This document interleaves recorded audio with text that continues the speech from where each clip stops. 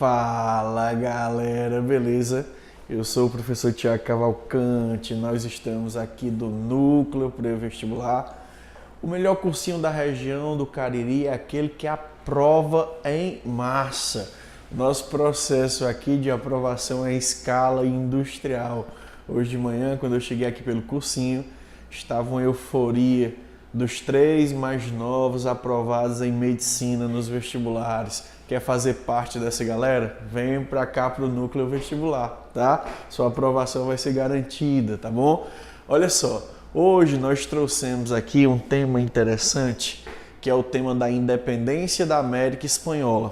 A América, o continente americano, na sua grande extensão, foi colônia de países europeus. Aqui se estabeleceram 2 tipos de colônia, as colônias de povoamento e as colônias de exploração. As colônias de povoamento, qual era a lógica delas? A lógica é que elas servissem de casa, de abrigo, de nova morada àqueles que não se sentiam mais confortáveis em viver na Europa.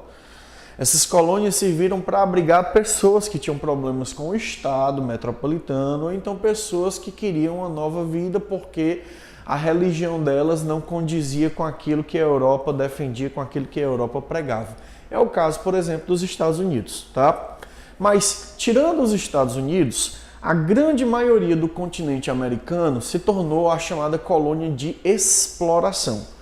Essas colônias de exploração, que é o caso do Brasil, é o caso do México, é o caso do Chile, é o caso do Paraguai, do Uruguai, da Argentina, da Venezuela, da Colômbia, do Equador, enfim, da maioria dos países, né, de língua latina, principalmente o espanhol, certo? Esses países eles foram submetidos a uma estrutura chamada Pacto Colonial.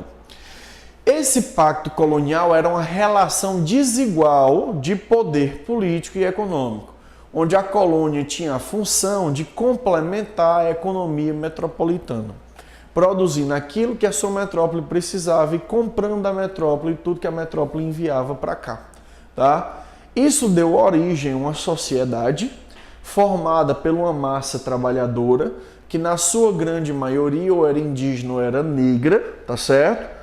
Uma camada intermediária formada pelas pessoas pobres brancas, pelos mestiços, enfim, essa camada, e uma camada mais acima, mais no topo, agora falando especificamente de América Espanhola, formada por 2 indivíduos.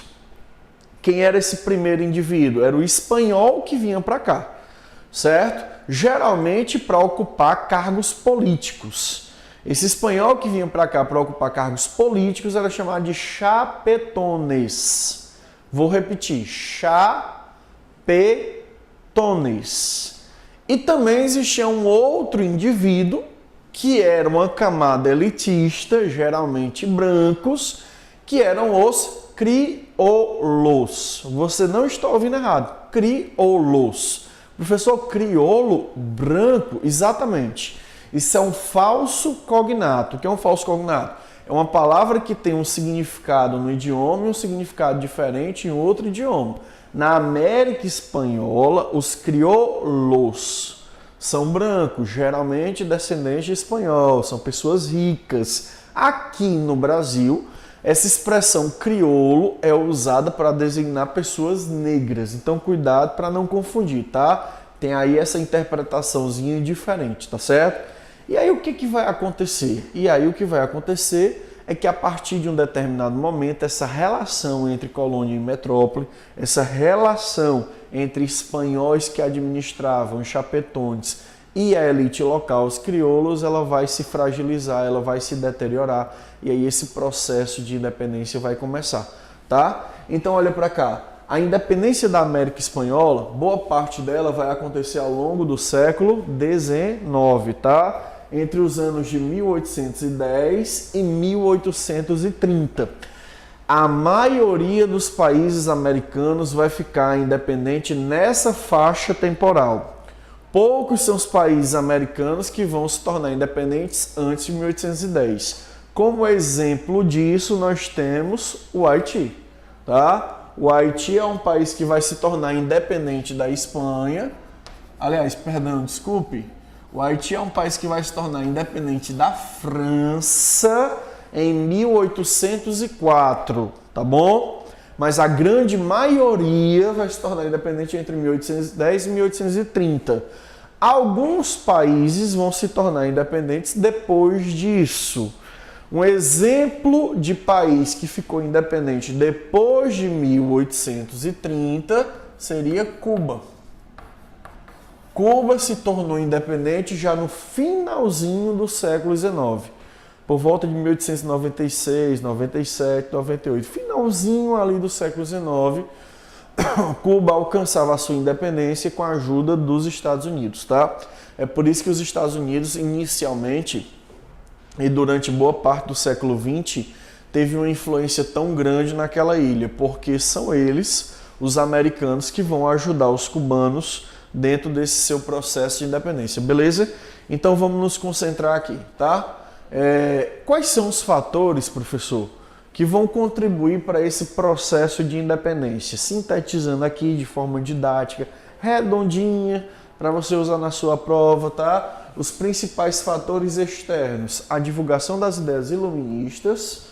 Professor, me lembra aí rapidinho o que são essas ideias iluministas. São aquele conjunto de ideias que defende a ideia de liberdade, igualdade, fraternidade, que defende que não deva existir governos autoritários, que submetam as pessoas a determinadas regras, comportamentos, que as pessoas têm o direito de se autogovernar, de organizar os seus governos. Então essas ideias vão chegar aqui, tá? Como é que essas ideias vão chegar aqui? Ou com as universidades, lembrando que a América Espanhola é diferente da América Portuguesa. Aqui no Brasil as universidades elas não existiam. Se você quisesse estudar o ensino superior, você tinha que ir para a Europa. Na América Espanhola já existiam universidades ainda no período colonial. Exemplo de São Marco, no México, tá? A Universidade de Lima, no Peru, tá bom? Então, ou nas universidades essas ideias chegavam e acabavam sendo discutidas, ou através de livros, alguns deles contrabandeados, ou através dessa elite, os crioulos, que iam estudar na Europa, tinham acesso a essas ideias e traziam essas ideias de volta para a América e começavam a discutir essas ideias nos círculos sociais aos quais eles pertenciam, tá? Então essas ideias chegavam aqui. Outro fator que vai influenciar esse processo é a eclosão da Revolução Industrial. Tiago, qual é a relação entre a Revolução Industrial e o processo de independência da América Espanhola? Com a Revolução Industrial, aumenta muito o número de mercadoria produzida, certo? Para os países industrializados, não era interessante, certo, que os mercados consumidores fossem fechados apenas a um vendedor. Então, os países industrializados defendiam a ideia de livres mercados, que os mercados fossem abertos e que qualquer um pudesse competir por esse mercado. Obviamente que se o país é industrializado, ele compete em uma posição melhor do que aqueles que não são. Então, os países que vão se industrializar, Inglaterra e depois outros, vão começar a defender a ideia de que a América deveria se tornar independente e que esse mercado deveria se abrir. Essa é a relação entre a Revolução Industrial e a independência. A partir da Revolução Industrial, precisa ampliar mercados, então eu preciso acabar com esse sistema de pactos coloniais, tá? E finalmente a Era Napoleônica, talvez o evento mais importante aí no processo de independência. Por que, professor? Porque quando Napoleão começa a expandir o território do Império Francês dentro da Europa, tá? Ele vai encontrar como arqui-inimigo, como grande rival a Inglaterra e vai decretar o famoso bloqueio continental, ameaçando qualquer país que furasse esse bloqueio com invasão. E um dos países que vai furar esse bloqueio, você sabe muito bem, é Portugal.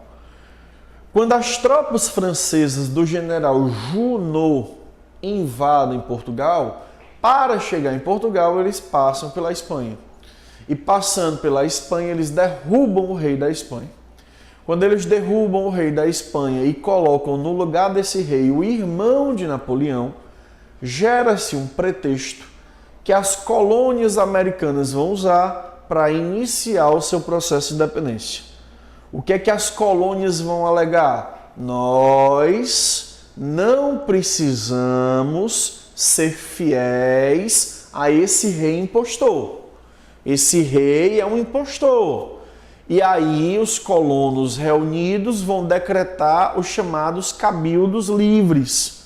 Os cabildos eram as instituições municipais parecidas com a prefeitura, que eles vão declarar autônomos, separados, independentes e não vão aceitar as ordens que vinham da Espanha.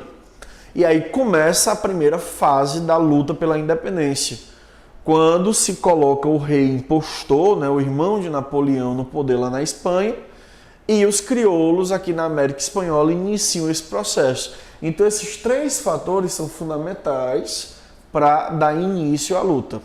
Do ponto de vista interno, você vai ter a disputa entre os crioulos, não é? Eu estou falando crioulo, mas a forma como isso se pronuncia nos países de língua espanhola é diferente, tá? Esse LL que você está vendo aqui, ele pode ter o som de J, de LH ou de DJ, dependendo de onde você esteja. Então a pronúncia mais adequada é criolhos, criojos ou criollos, tá bom? Criolhos, criojos, criojos, tá? Essa seria a pronúncia mais correta, mas eu estou falando crioulos para ficar fácil de entender, beleza? Então os crioulos, que era a elite local, proprietários de terra, proprietários de escravos, grandes aristocratas, grandes comerciantes, vão se colocar indispostamente contra a elite política, os chapetones. E essa luta entre patriotas, aqueles que defendem a pátria, versus realistas, aqueles que defendem o rei, vai acabar desencadeando esse processo de luta pela independência, tá? Bom, o território americano era grande, ia lá do México, né, do vice-reinado do México até a América do Sul, dividido em 4 capitanias gerais e 4 vice-reinados, tá?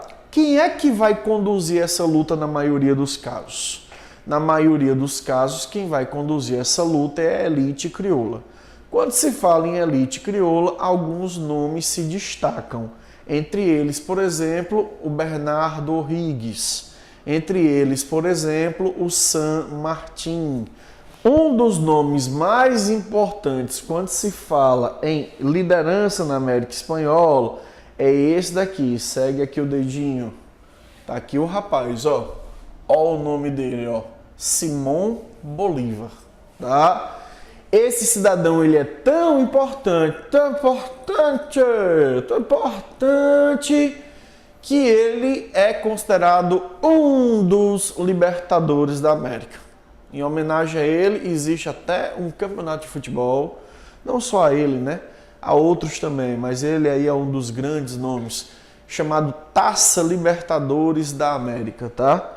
Existe um país chamado Bolívia, adivinha em homenagem a quem, tá bom? Então Simón Bolívar é uma das figuras mais importantes aí nesse processo. Como você é aluno núcleo não perde questão bestamente, porque tem uma preparação de excelência, você sabe muito bem, vai ficar isso daqui dentro da sua cachola guardadinho, que quando a gente fala de Simón Bolívar, imediatamente a nossa cabecinha tem que lembrar do que, professor? Panamericanismo, tá?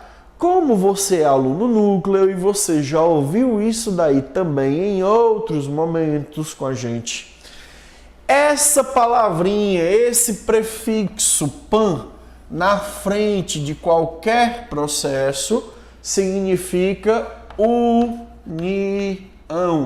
beleza? Então, o que seria o tal do panamericanismo pregado pelo Simón Bolívar? Seria a união dos povos americanos. O que é que o Simón Bolívar dizia? O Simón Bolívar dizia que a América, quando se tornasse livre, deveria permanecer unida. Por que ele defendia a ideia da união da América? Porque ele achava que somente uma América unida teria força suficiente para enfrentar os Estados Unidos e a Europa. Quando eu falo enfrentar, eu não estou querendo dizer enfrentar. Quando eu falo enfrentar, eu estou querendo dizer enfrentar. Olhar de frente. Não precisar se rebaixar, se tornar subserviente. Qual era o grande medo do Bolívar? Que a América se tornasse livre da Espanha e automaticamente se ligasse aos Estados Unidos ou à Europa. Ele queria uma América forte. Apesar dessa ideia do Bolívar, inclusive expressa em alguns dos documentos por ele feito, como a Carta da Jamaica, é isso que vai prevalecer, professor? Durante um pequeno tempo, sim. Vai ser formada a Gran Colômbia, tá certo? Mas com o passar do tempo vai acontecer a fragmentação do território da América Espanhola. E essa fragmentação, em grande parte, galera, vai ser devido à ação desses indivíduos aqui, os chamados caudilhos. Quem são os caudilhos, professor? Chefes militares, líderes militares. Professor, caudilho é a mesma coisa que crioulo? Não. Crioulo é uma classe social e caudilho é um chefe militar. Crioulo é um descendente de espanhol e caudilho é um líder guerreiro. Existem crioulos que são caudilhos? Sim, inclusive a maioria. Todo caudilho é crioulo? Não, porque nem todo caudilho é descendente espanhol. Deu para entender a diferença? Então esses chefes militares locais, eles vão conduzir as lutas e a partir do momento que eles conseguem libertar um pedaço do território que eles estavam lutando da Espanha, esse pedaço do território vai virar um país, tá bom? Nascendo aí a principal característica do processo de independência da América Espanhola, aqui ó, consequência, que é a fragmentação política. Coisa que não aconteceu no Brasil, por exemplo, porque aqui o processo foi liderado, conduzido por Dom Pedro, não houve grandes conflitos ou guerras, não houve a participação da elite local e manteve-se a unidade do território, tá? Lá na América Espanhola, a ação dos caudilhos foi de fundamental importância para que acontecesse essa característica que era a fragmentação política. Formaram-se dezenas de pequenos países, alguns deles extremamente pobres, tá? Outra coisa importante, como os caudilhos faziam parte de uma elite, porque muitos deles eram proprietários de terra, eram líderes crioulos, toda elite ela quer permanência ou quer mudança? Geralmente ela quer permanência. Se você é elite, se você está se dando bem com a coisa, você não quer que a coisa mude. Então, a maioria desses caras era proprietário de terra, era produtor agrário. Então, quando a independência aconteceu, o que é que esses caras vão fazer? Eles vão manter a estrutura econômica do território.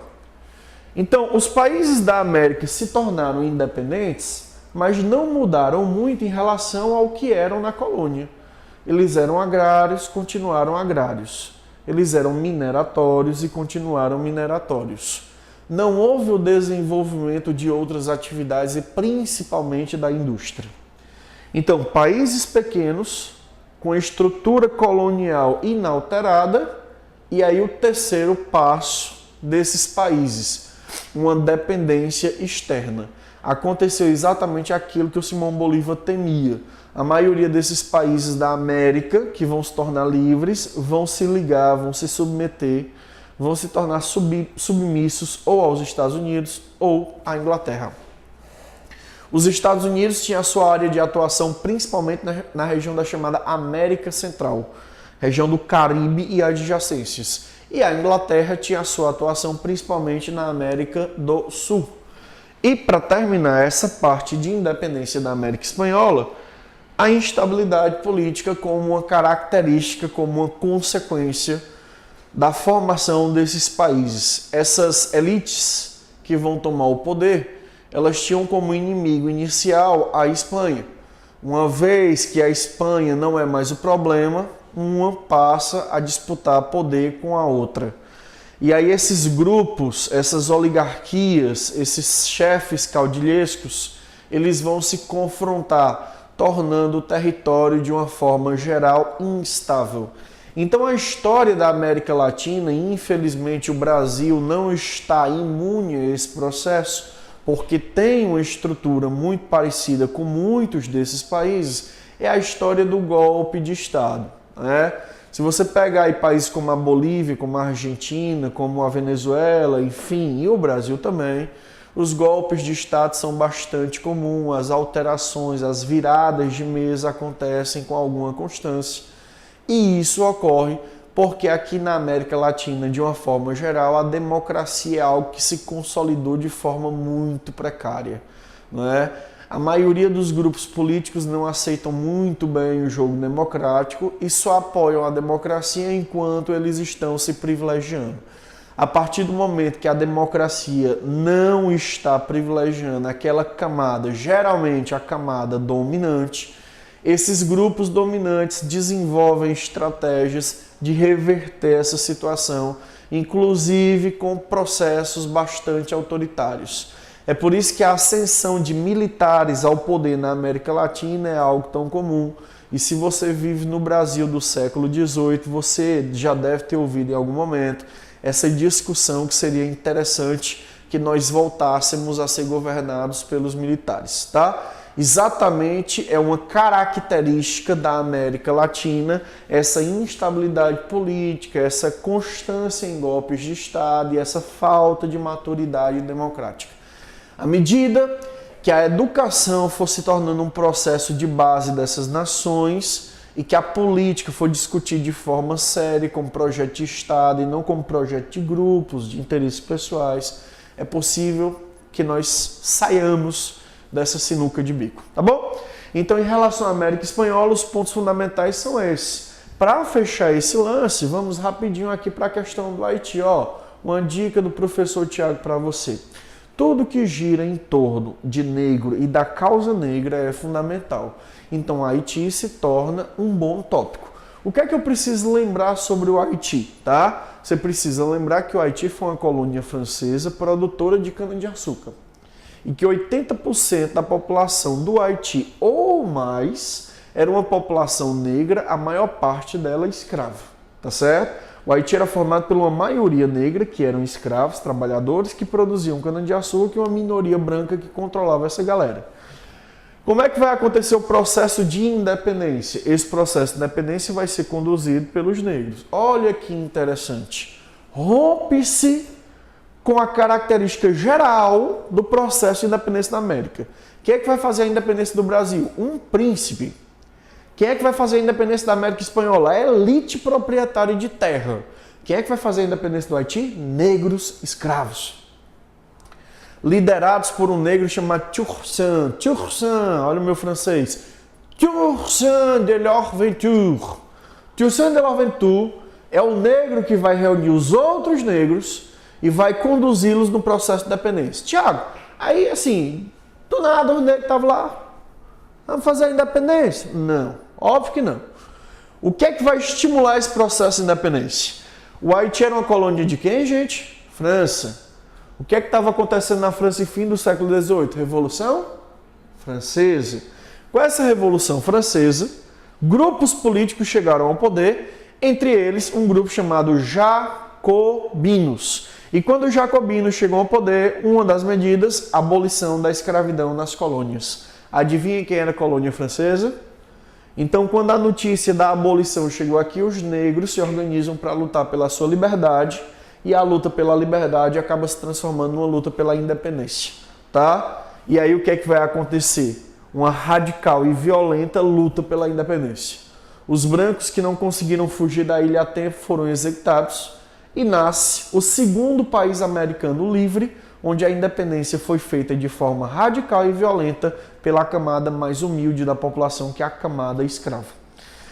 Quando o Haiti surge na América como um país livre, ele amedronta os outros povos que viviam no território. A maioria dos países da América, como eu falei, eram colônias de exploração, onde uma elite branca seja uma elite espanhola ou elite local, controlava a grande massa da população formada por índios e formada por escravos. O processo de independência do Haiti demonstra que os escravos, que os negros, que os humildes conseguem se organizar para lutar. E isso gera um medo muito grande de um processo de haitização. E esse medo muito grande vai acabar se revertendo no isolamento desse território. O Haiti vai ficar isolado por medo dos outros países. E esse isolamento vai gerar naquela parte do continente um país extremamente pobre. Se não o mais pobre, um dos mais pobres da América e um dos mais pobres do mundo. E essa pobreza e miséria do Haiti gera várias consequências. Uma delas, a falta de estrutura adequada, seja uma estrutura urbana, seja uma estrutura médica, seja uma estrutura educacional. E ainda esse país tem o azar de conviver com problemas climáticos extremos, como terremotos e furacões que sacodem aquele país vez por outra, ceifando centenas de milhares de vidas. Felizmente, essa é a realidade daquele povo que tem que aprender a conviver com as suas limitações, tá? Nós, o mundo, infelizmente, não fazemos o suficiente para ajudar, tá certo? São dois assuntos importantes. A questão do Haiti é fundamental. Dá uma olhadinha nisso com calma, dá uma assistida nessa aula, revisa os temas. Se Deus quiser, cair qualquer coisa de independência da América Espanhola ou Haiti, você vai estar preparadíssimo para resolver. Beleza? Fechou? Pois toca aí. Valeu. Até a próxima aula. Tchau, tchau.